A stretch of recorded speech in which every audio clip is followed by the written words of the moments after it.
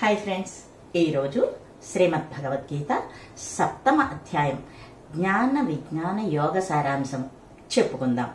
సంజయుడు తాను కురుక్షేత్రమందు చూచుచున్నవి వినుచున్నవి అన్ని అంశములను ధృతరాష్ట్ర మహారాజుకు ఇట్లు చెప్పుచున్నాడు. పార్థ, నాయందే మనస్సును లగ్నము చేయుము. నా పూర్ణ స్వరూప విషయములన్నీ చెప్పెదను, వినుము. నేను నీకు అనుభవ సహితమగు బ్రహ్మతత్వమును సాధన ఫలాది సహితముగా సమగ్రముగా చెప్పెదను. దీనిని తెలుసుకొనినా ఈ వ్యవహార భూమి యందు మరి తెలుసుకొనదగినది ఇంకేమీ లేదు. వేలాది మందిలో ఒకడు మోక్షసిద్ధి కొరకు ప్రయత్నించును. అట్లు ప్రయత్నించు సిద్ధులలో ఒక్కడు మాత్రమే నన్ను యథార్థముగా తెలుసుకొనుచున్నాడు.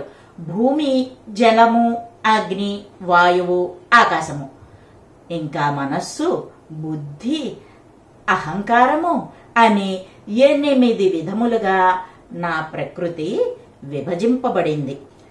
ఓ అర్జున, ఈ అష్టవిధ ప్రకృతి సంసార బంధము అనర్థము కలిగించును. దీనికంటే వేరైనటువంటి నా పరాప్రకృతి జీవరూపమై శ్రేష్టమైనది, ఇంకనూ ఉత్తమమైనది కూడా. చేతనాచేతనములగు సమస్త భూతములు ఈ 2 విధములగు ప్రకృతుల వలన కలుగుచున్నవి. ఇట్లు నేను సమస్త జగత్తు సృష్టి ప్రళయములకు కారణమగుచున్నాను. దారమునందలి మణుల వలె నాయందే ఈ సమస్త ప్రపంచము కోర్పబడింది. ఓ అర్జున, నీటి యందు గల రసమును, సూర్యచంద్రుల యందు గల కాంతిని, చతుర్వేదములందు గల ఓంకారమును, ఆకాశమందలి శబ్దమును, మనుష్యుల యందు గల సామర్థ్యము అన్ని నేనే అయి ఉన్నాను.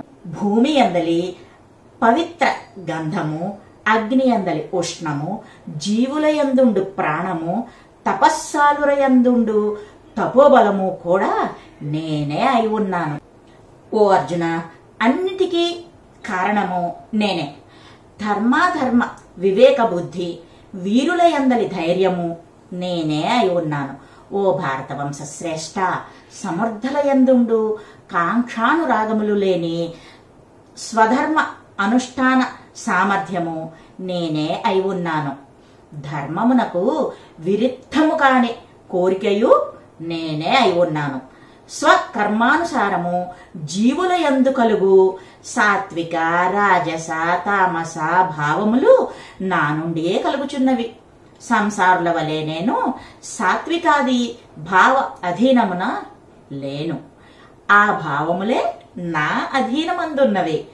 ఈ సర్వ రజస్తమో గుణ వికార భావముల వలన భ్రాంతిని పొంది త్రిగుణ వికార భావాతీతుడను, జన్మాది సర్వభావ వివర్జితుడను అగు నన్ను తెలుసుకొనలేక ఉన్నారు.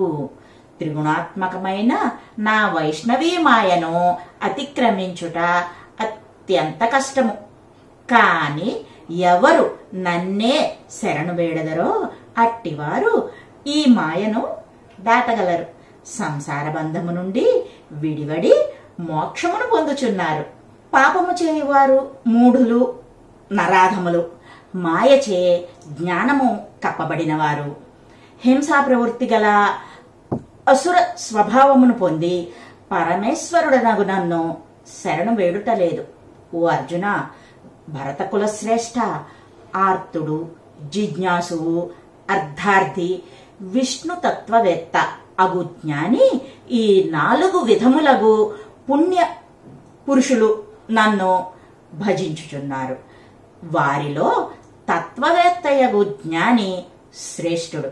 అట్టి జ్ఞానికి మాత్రమే బ్రహ్మభావన ఉండును. వానికి నేను అత్యంత ప్రియుడను. నాకును అతడు ప్రియతముడు. ఆర్తాదులందరూ ఉత్కృష్టులే, కాని జ్ఞాని అన్న నాకు అత్యంత ప్రియము. ఏలయన జ్ఞాని నా ఆత్మస్వరూపుడని నా నిశ్చయము, నా భావము.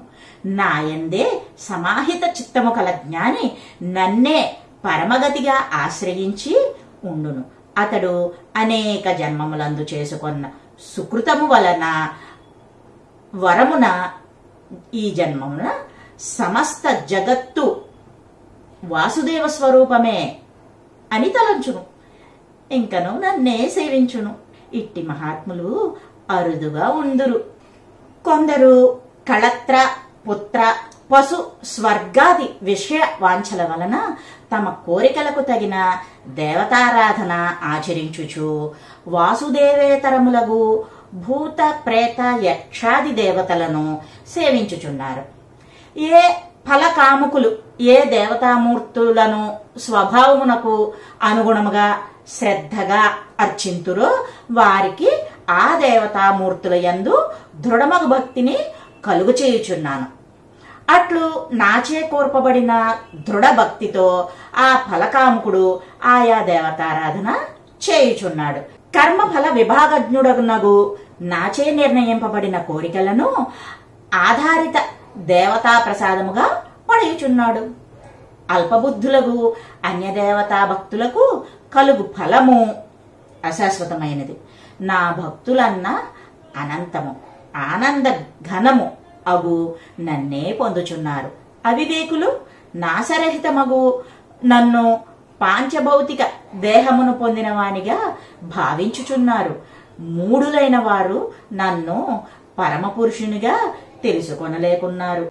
ఓ అర్జున, నేను భూత భవిష్యత్ వర్తమానములకు సర్వభూతములను ఎరుగుదును. నన్ను మాత్రము ఎవ్వరునూ తెలియలేరు. ఓ భరత, పరంతప, సర్వభూతములు పుట్టుకతోడనే అనుకూల ప్రతికూల విషయములందు ద్వేషము కలిగియుందురు.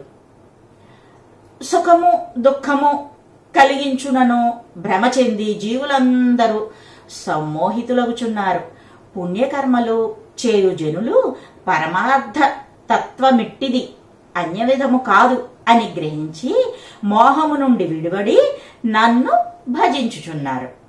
జరామరణ విముక్తి కోరి సర్వకర్మలను తెలుసుకొనుచున్నారు.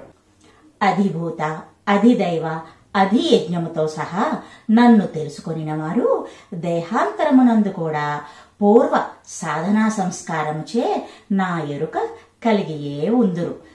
ఇదే శ్రీమద్ భగవద్గీత 7వ అధ్యాయ జ్ఞాన విజ్ఞాన యోగ సారాంశము.